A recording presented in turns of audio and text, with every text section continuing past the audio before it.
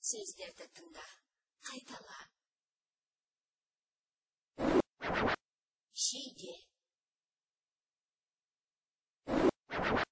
Туфли. Етік.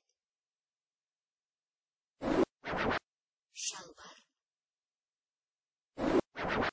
Көйлек.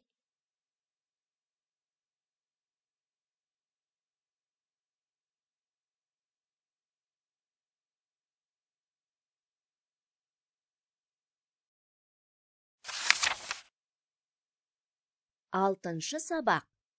Менің киімдерім. Екінші тапсырма.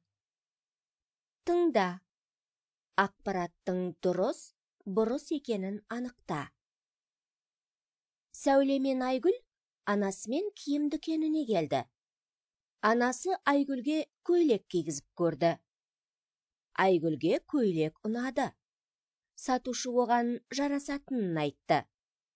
Сәуле белдемше киіп көрді, бірақ сатып алмады. Олар сатушыға рақмет айтты.